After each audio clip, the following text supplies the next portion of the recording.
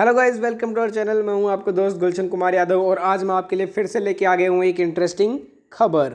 इसके अंदर मैं आपको बताने जा रहा हूं कि वर्ल्ड हेरिटेज साइट जो है वो एक और नई बन गई है इंडिया के अंदर। इनफैक्ट गाइस एक नहीं दो और बन गई हैं।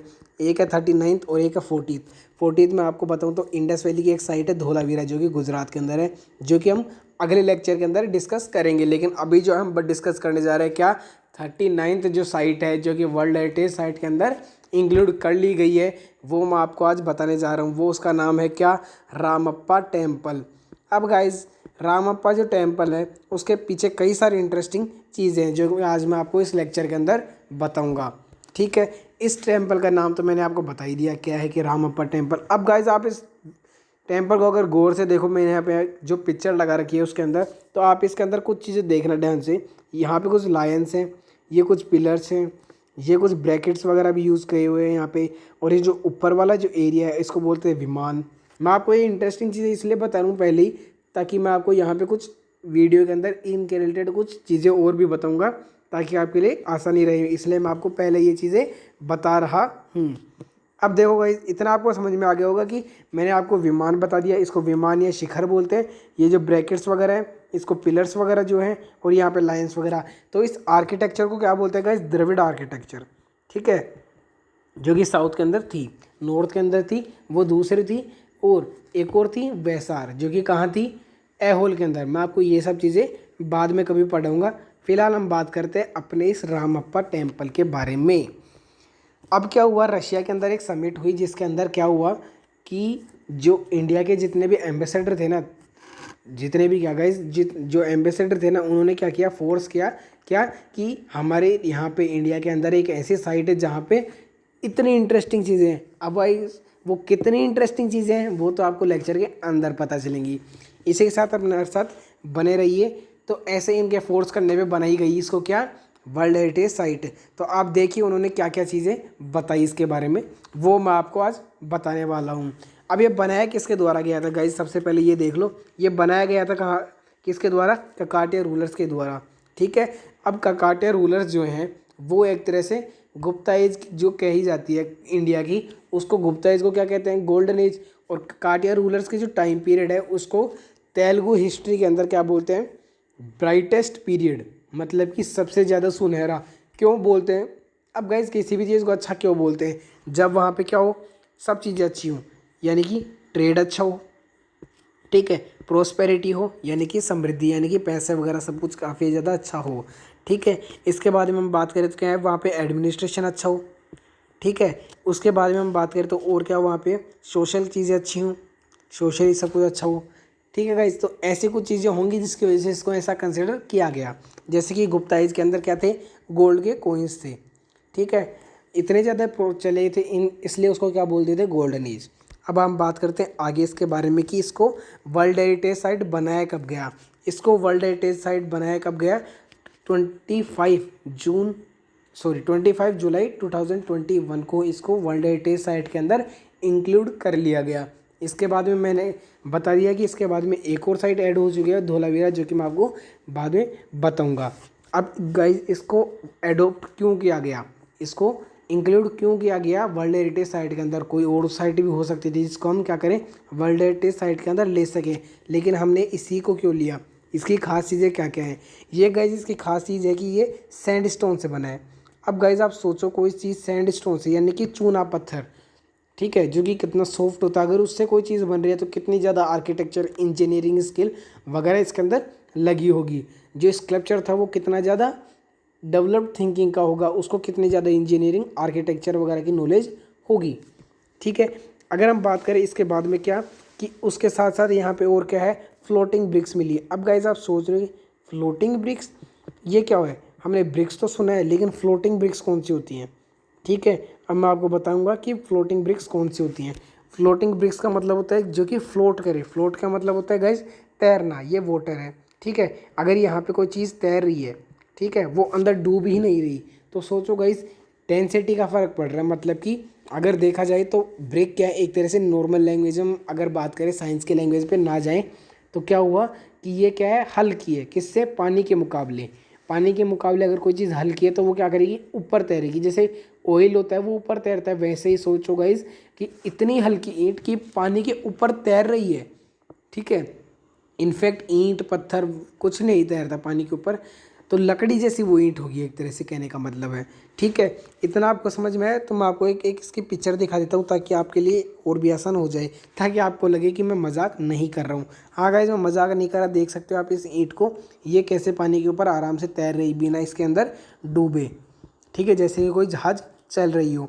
अब बात करें तो गाइस इसको 39th साइट बनाया गया, कहाँ की, इंडिया की, और फर्स्ट साइट बनाई गई कहाँ की, स्टेट की। अब मैं बता देता हूँ गाइस ये लोकेशन कहाँ है इसकी, कहाँ पे इसको रखा गया है, या फिर कहाँ पे ये है सिचुएटेड। ये जो इंडिया का मैप है ये कुछ इस तरह से जाके, अब यहाँ पे क्या आता है गाइस, थोड़ा सा एक सेकंड मैं दोबारा बना देता हूँ मैप, क्योंकि थोड़ी गड़बड़ हो गई।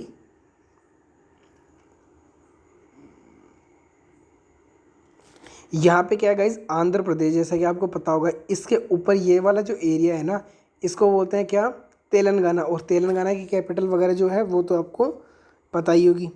ठीक है, हैदराबाद। अब यहाँ पे क्या है गाइस, ये जो है ना, ये लोकेशन थोड़ा सा कोने पे मैंने बना दिया है, लेकिन कोने पे ही थोड़ा सा इधर है। यहाँ पे क्या है, ये टेम्पल है सिचुएटेड। आपको अब एक आइडिया हो गया होगा कि एक्चुअली में है कहाँ पे ये। ठीक है, अब हम बात करते हैं इसके बारे में आगे, और यहाँ पे क्या क्या चीज़ें इंटरेस्टिंग देखने को मिली है। दो चीज़ें मैंने आपको बता दी इंटरेस्टिंग, क्या, एक तो यहाँ पे फ्लोटिंग ब्रिक्स मिली है, और दूसरा यहाँ पे क्या मिला है, ये सैंड स्टोन से बना है। ठीक है, अब ककाटिया रूलर्स की ये क्या दिखाता है, मतलब ये इससे हमें क्या पता चलता है कि ककाटिया रूलर्स का आर्किटेक्चर कितना ज़्यादा डेवलप था। दूसरी बात गाइस, यहाँ पे मेंशन नहीं किया हुआ कहीं पे, लेकिन आप एक लिंक करते हुए चलो कि अगर इनका आर्किटेक्चर इतना अच्छा था तो वो क्यों होगा, क्योंकि वहाँ के जितने भी स्कल्पचर्स वगैरह, जो आर्किटेक्चर जो थे ना, आर्किटेक्ट्स, उनको क्या किया जाता था, काफ़ी ज़्यादा प्रोत्साहन दी जाती थी, मतलब कि हाँ तुम और अच्छा कर सकते हो वगैरह, कुछ ऐसे उनको गिफ्ट्स वगैरह देना, रिवॉर्ड्स वगैरह देना, जिससे क्या होता था कि उनको मोटिवेशन मिलता था और वो और अच्छा करने की कोशिश करते होंगे। ऐसा हम एक आइडिया लगा सकते हैं। ठीक है, हिस्ट्री को है इफ़ वोट में भी हम देख सकते हैं। अब अगर बात करें इसके बारे में आगे, यहाँ पे क्या है, डेकोरेटिव पिलर्स जो कि मैंने आपको दिखा दिए, इसके साथ साथ एक्सटेंसिवली कार्व्ड सीलिंग, मतलब कि दीवारों को बहुत ही ज़्यादा डिटेल्ड में कार्व किया गया है। मैं आपको एक पिलर दिखाऊंगा, उसके अंदर कार्विंग देखना गाइस आप, कितनी ज़्यादा अच्छे से सुंदरता से कार्व किया गया है। और वहाँ पे क्या है, पिलर्स वगैरह के ऊपर क्या है, डांसर्स म्यूजिशियंस वगैरह है। देखो मैं आपके लिए नीचे एक पिक लेके रख रखा हूँ, अगर आप ध्यान से देखो इस पिक को तो ये देखो गाइस, ये ढोल बजा रहे हैं, ये और कोई इंस्ट्रूमेंट्स है डमरू टाइप्स, ये फिर और कोई इंस्ट्रूमेंट्स वगैरह, डांसर वगैरह क्या है, ये डांस कर रहे हैं। तो इससे क्या पता चलता है कि यहाँ पे डांस म्यूज़िक वगैरह भी काफ़ी ज़्यादा शौकीन थे लोग। ठीक है, इतना आपको अच्छा लगा लेक्चर गाइस, प्लीज़ शेयर कर देना, लाइक कर देना, सब्सक्राइब कर देना। इसके बाद में अगर हम बात करें तो और क्या देखने को मिला है यहाँ पे, ये जो टेम्पल है वो किसका टेम्पल है, मतलब कि किस लॉर्ड से, किस भगवान से रिलेटेड है, ये शिवा से रिलेटेड है। ठीक है, और ये डाइटी, मतलब कि एक, अब डाइटी और लॉर्ड में क्या डिफरेंस होता है पहले ये समझ लो गाइस। लॉर्ड होता है भगवान और डाइटी होता है उनका एक इनकारनेशन, उनका एक अवतार। ठीक है, उन्हीं का एक, जैसे जो विष्णु है, लॉर्ड विष्णु, उनके एक अवतार है कौन, लॉर्ड कृष्णा। ठीक है, वो उनके क्या है, एक अवतार है। ठीक है एक तरह से वो ही, लेकिन बस उनके एक अवतार हैं। ठीक है, तो वैसे क्या है, शिवा के एक अवतार जिनका नाम क्या है, रामलिंगेश्वर स्वामी। ठीक है, रामलिंगेश्वर स्वामी जो हैं उनका यहाँ पे क्या मिला है, टेम्पल मिला है। ठीक है, अब ये जो ईश्वर है ना, ईश्वर गाइज, मैं इसके रिलेटेड एक इंटरेस्टिंग चीज़ बताता हूँ कि ईश्वर जो वर्ड होता है ना, वो हमेशा किसको शो करेगा, शिवा को। अब गाइज मैं आपको एक बहुत ही इंपॉर्टेंट बात बताने जा रहा हूँ कि यूपीएससी के अंदर, ठीक है, यूपीएससी एग्ज़ाम होती है गाइज, आप जानते होंगे, आईएएस आईपीएस ऑफिसर्स वगैरह के रिलेटेड। ठीक है, इसके अंदर एक बार सवाल पूछा गया था क्या, कि बृहदेश्वर टेम्पल, ठीक है, बृहदेश्वर टेम्पल किस लॉर्ड के रिलेटेड है। तो वहाँ पे गाइज कंफ्यूज नहीं होना, क्यों, वहाँ पे क्या ईश्वर आ रहा है वर्ड, क्या ईश्वर, ईश्वर का मतलब क्या है गाइस, देखते ही समझ जाना कि वो किसके रिलेटेड है, शिवा के रिलेटेड है। और अगर शिवा के रिलेटेड है तो आप जानते हो कि बृहदेश्वर किसका टेम्पल है, शिवा का, लॉर्ड शिवा का। ठीक है, इतना आपको समझ में आया। इसके बाद में क्या बता रखा है कि यहाँ पे जो टेम्पल है वो नाम किसके बेसिस पे दिया गया है। ठीक है, शिवा का नाम तो क्या है यहाँ पे, रामलिंगेश्वर स्वामी, लेकिन रामलिंगेश्वर टेम्पल तो है नहीं ये। या फिर राजा का नाम है वो भी कुछ और है जो मैं आपको बताऊंगा, जिसने बनवाया वो भी कोई और है। तो ये नाम किसके बेसिस पे दिया गया, ये दिया गया है जिसने वो टेम्पल बनाया है। ये कौन थे, रामप्पा। रामप्पा ने बनाया था ये क्या, टेम्पल। ये कितनी साल की मेहनत थी गाइज, 14 ईयर्स की। हाँ गाइज 14 ईयर्स, जो कि बहुत एक काफ़ी लंबा टाइम पीरियड होता है, जिसके अंदर 14 ईयर्स तक इन्होंने क्या किया, मेहनत की, और फिर इन्होंने क्या बनाया, रामलिंगेश्वर टेम्पल। तो इनको ओनर, इनके ओनर में या फिर इनको इज्जत देते हुए इनके जो राजा थे जिन्होंने इनसे ये टेम्पल बनवाया था, उनको क्या किया, इन्हीं के नाम से रख दिया इस टेम्पल का नाम। ठीक है, अब इसी से पता चल रहा है गाइज कि यहाँ पे स्कल्पचर्स वगैरह जो थे, इनकी स्कल्पटर जो थे वो उनकी कितनी ज़्यादा अच्छी कंडीशन थी। और हम इसी से आइडिया लगा सकते हैं कि जो बाकी की जो ऑक्यूपेशन थे वगैरह थे उनको भी कितना ज़्यादा मोटिवेशन मिलता होगा कि हाँ हमें भी कुछ अच्छा करना चाहिए ताकि हमारे साथ और अच्छा हो। इसीलिए इसको क्या बोला गया है, brightest time period of the Telugu history. ठीक है, इसके बाद में हम बात करें तो ये बना कब, 1213 के अंदर ये बना था। किसके द्वारा बनाया गया था गाइस,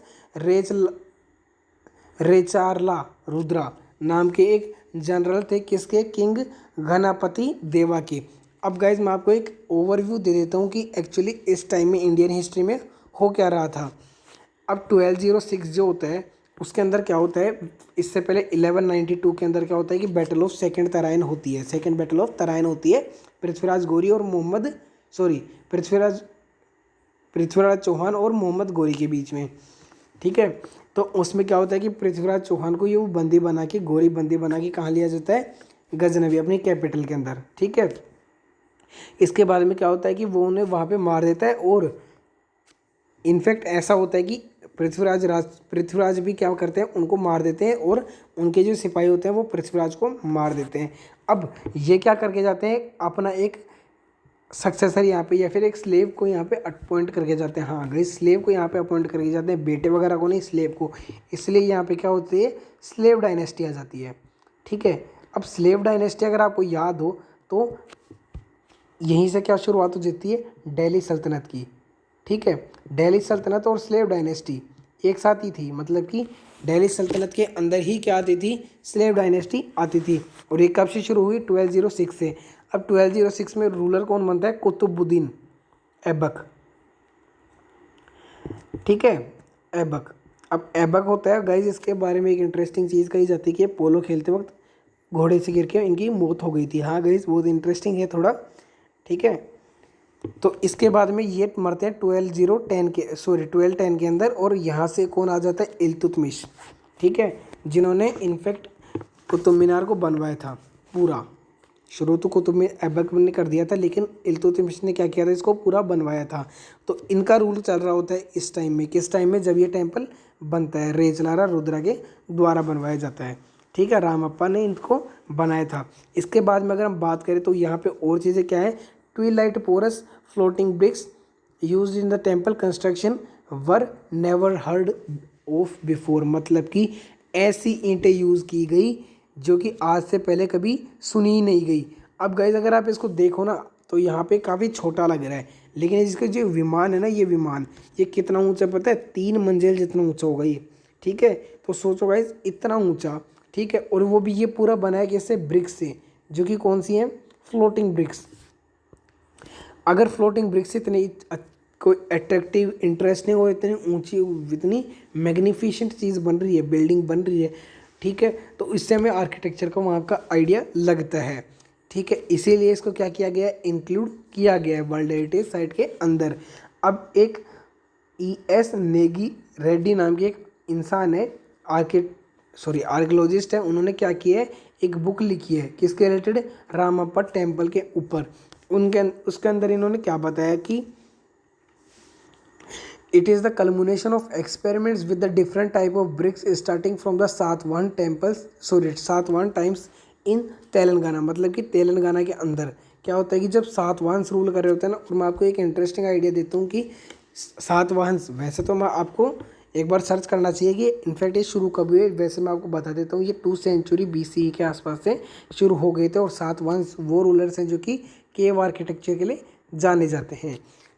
ये यहाँ से शुरू हो जाते हैं, यानी कि तब से लगभग 200 BCE से लेके वहाँ से जितनी भी ब्रिक्स आज तक बनी है ना, वो सारी ब्रिक्स को ये क्या करते हैं, उनका मिक्सचर कर करके उनकी स्ट्रेटेजीज किस तरह से वो बनाई जाती हैं ब्रिक्स, उन आइडियाज़ को मिला के यहाँ पे क्या की गई हैं ब्रिक्स। अब ये कुछ एलिमेंट्स है गाइस, ठीक है, इनसे यहाँ पे क्या किया है, बनाने में मदद ली गई है, ठीक है, इन सबको मिक्स करके बनाया है, ठीक है। और इस तरह से बनाया गया फ्लोटिंग ब्रिक को। यहाँ पे आप देख सकते हैं फ्लोटिंग ब्रिक है जो कि इनफैक्ट तैर भी रही है। अब एक आखिरी चीज़ वो क्या है, यहाँ पे डांसिंग गर्ल्स और म्यूजिशियंस वगैरह मिले हैं पिलर के ऊपर, जैसे कि ये दिखा रखा है, ये ढोल वगैरह बजा रहे हैं, ठीक है, ये कोई और इंस्ट्रूमेंट यहाँ पे डांस कर रहे हैं, ये डांस कर रहे हैं, ये कोई डांस कर रहे हैं, यहाँ पे कोई म्यूज़िक वगैरह के रिलेटेड कुछ काम चल रहा है। इसके बाद में अगर हम नीचे भी देखें तो नीचे भी सेम ऐसे ही एग्जाम्पल हमें देखने को मिलते हैं।